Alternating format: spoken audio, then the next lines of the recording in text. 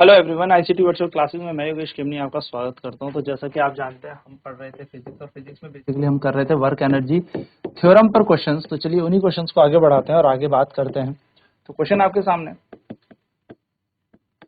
A boy of mass 70 kg initially moving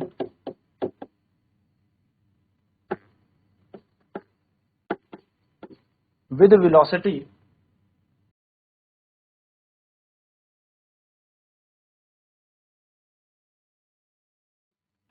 20 meter per second.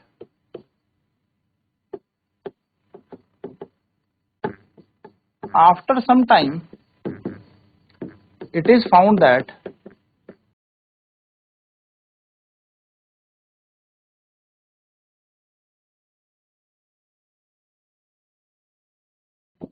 its velocity becomes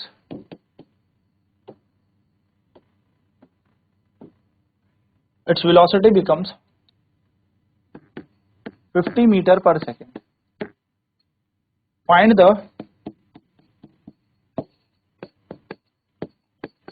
work done by the boy. क्या कह रहे हैं? 70 kilo द्रव्यमान का लड़का, एक 70 किलो द्रव्यमान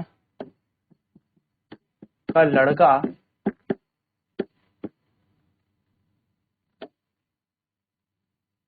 प्रारंभ में 20 मीटर पर सेकंड के वेग से चलता है।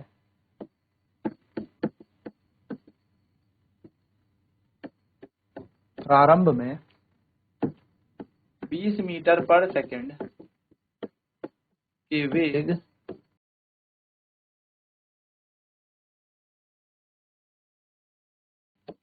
से चलता है। तो इसका वेग कितना है? प्रारंभ में 20। कुछ समय बाद इसका वेग 50 मीटर पर सेकंड पाया जाता है। कुछ समय बाद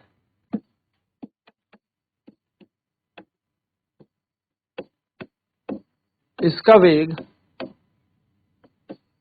50 मीटर पर सेकंड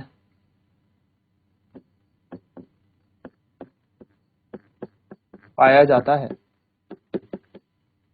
इस लड़के द्वारा किया गया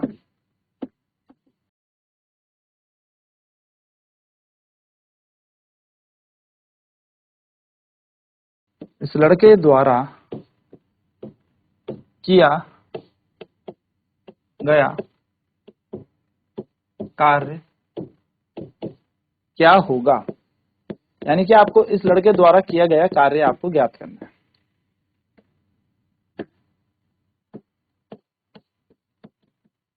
तो अगर मैं मास आपको कहूं, क्वेश्चन में मास ऑफ बॉय दे रखा है, लड़के का द्रव्यमान आपको दे रखा है,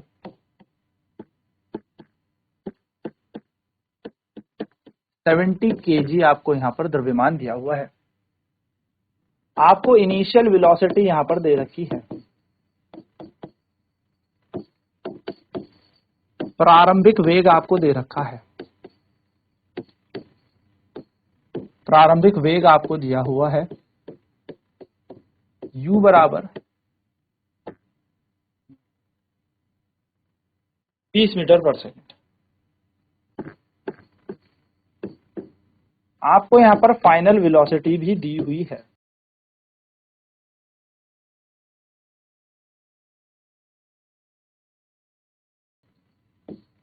अंतिम वेग ये दे रखा है 50 मीटर पर सेकंड। ठीक है, हमसे यहां पर बोला है वर्क हमें कैलकुलेट करना है, कार्य हमें यहां पर निकालना है। हम सभी जानते हैं अगर हमें यहां पर कार्य निकालना है तो हम लगाएंगे work energy theorem. So according to work energy theorem, यानी कि कार्य ऊर्जा प्रमेय के अनुसार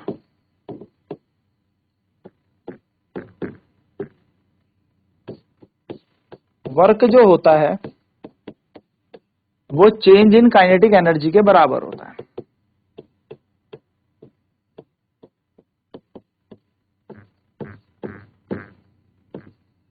यानी कि जो कार्य होता है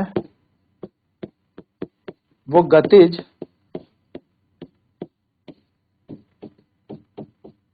ऊर्जा में अंतर के समान होता है ना। अब अंतर आपको पता ही है क्या होता है, तो वर्क इज इक्वल्स टू हो जाता है डेल्टा के। डेल्टा के क्या है, चेंज इन काइनेटिक एनर्जी है, गतिज ऊर्जा में परिवर्तन। तो W इज इक्वल्स टू हो जाएगा हमारे पास फाइनल काइनेटिक एनर्जी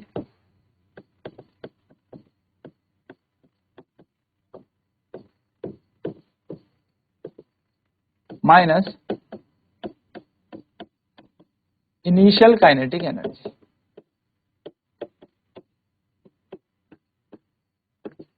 यानी कि कार्य बन जाएगा अंतिम गतिज ऊर्जा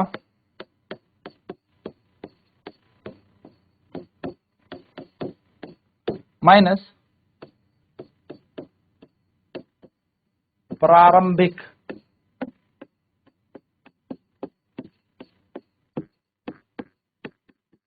गतिज ऊर्जा। यानी कि W is equals to final kinetic energy minus initial kinetic energy. तो W is equals to final kinetic energy क्या हो जाएगी, हाफ एम वी का स्क्वायर, और इनिशियल हो जाएगी हाफ एम यू स्क्वायर। तो W ऐसे ही, हाफ ऐसे ही, m की जगह m, यहाँ आ जाएगा v square minus U square.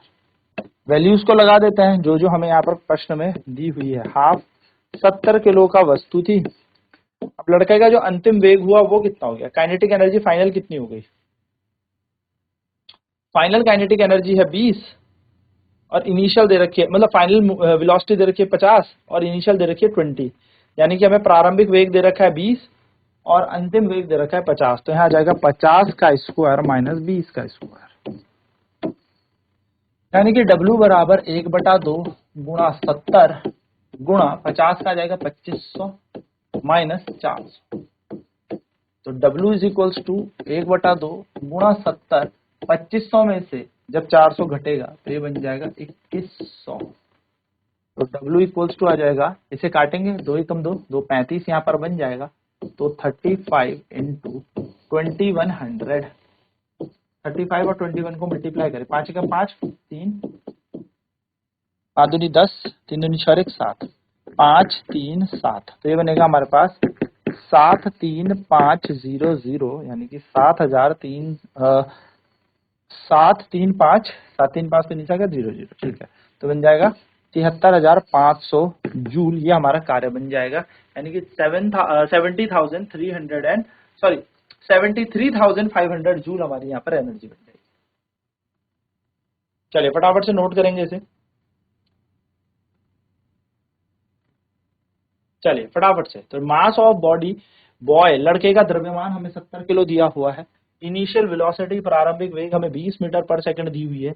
अंतिम वेग फाइनल वेलोसिटी हमें दे रखी है 50 मीटर पर सेकंड, और हमें बोला है कार्य ज्ञात करना है, यानी कि वर्क डन निकालना है। तो वर्क एनर्जी थ्योरम लगाएंगे, और वर्क एनर्जी थ्योरम के अनुसार जो वर्क होता है वो चेंज इन काइनेटिक एनर्जी के बराबर होता है।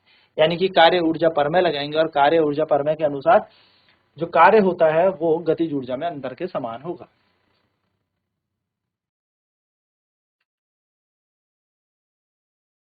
तो कार्य हमें यहाँ पर निकालना है ना। तो according to work energy theorem, कार्य ऊर्जा प्रमेय के अनुसार अगर हम देखें तो work is equal to change in kinetic energy, यानी कि कार्य जो है गतिज ऊर्जा के अंतर के बराबर होता है।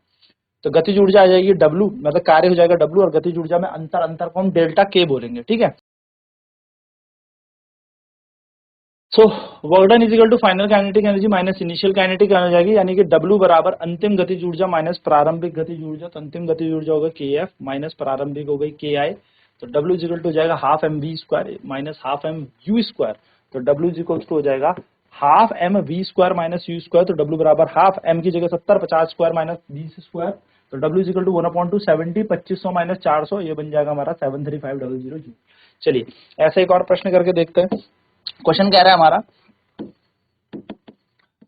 A boy of mass 60 kg moving with velocity 100 meter per second comes to rest after some time या after applying brake।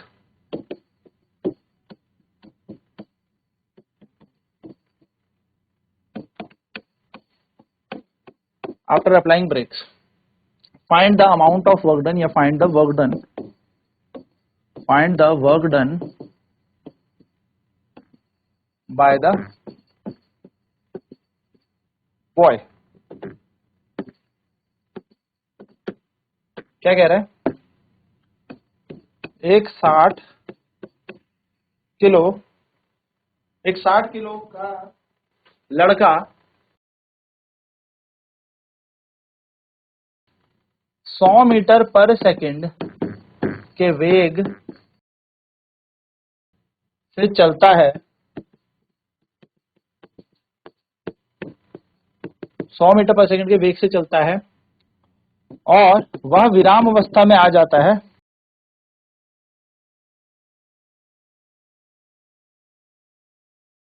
वह विराम अवस्था में आ जाता है जैसे ही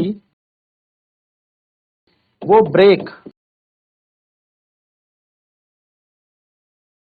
लगाता है। लड़के द्वारा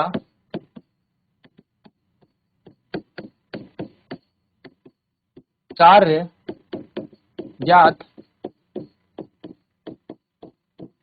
कीजिए। तो मास यहां पर लड़के का कितना दिया है, मास ऑफ बॉय, यानी कि लड़के का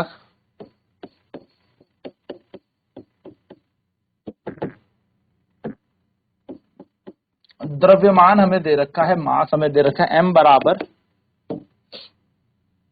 60 किलो। इनिशियल वेलोसिटी हमें यहां पर दे रखी है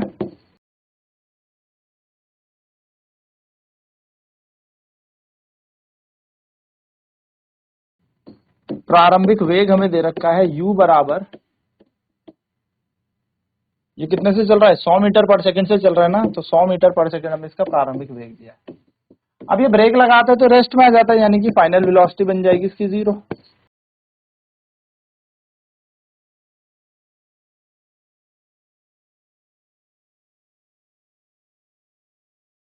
क्योंकि ब्रेक लगाएगा तो 0 बन जाएगा। हमें क्या निकालना है, हमें निकालना है कार्य, कार्य हमें ज्ञात करना है, कार्य वर्क डन। तो हमें पता है जो कार्य होता है, जो वर्क डन होता है, वो वर्क एनर्जी थ्योरम के अनुसार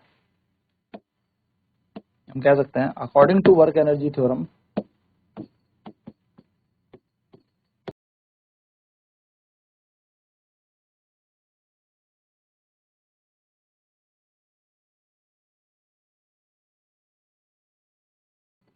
कार्य ऊर्जा प्रमेय अनुसार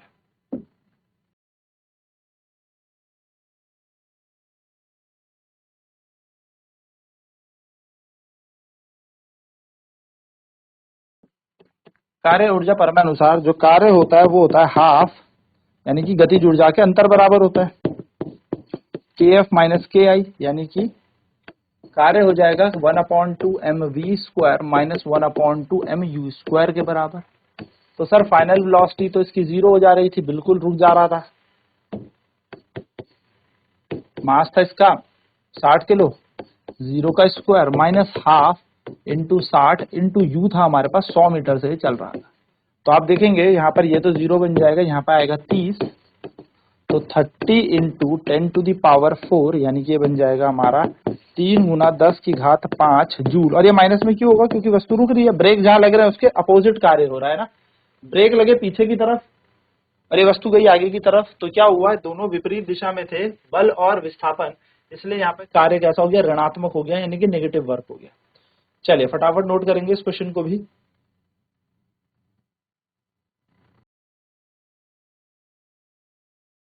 तो इस तरीके से आपके पास क्वेश्चन आएंगे, सीधे फॉर्मूला बेस्ड क्वेश्चन होते हैं यहाँ पर, और सीधे आपके आंसर आ जाएंगे। तो यहाँ पर हमारा वर्क एनर्जी थ्योरम खत्म होता है। नेक्स्ट क्लास में बात करेंगे पोटेंशियल एनर्जी यानी कि स्थैतिक ऊर्जा की। तो आज की क्लास में इतना ही। आईसीटी वर्चुअल क्लासेस में जुड़ने के लिए धन्यवाद। आपका दिन शुभ हो।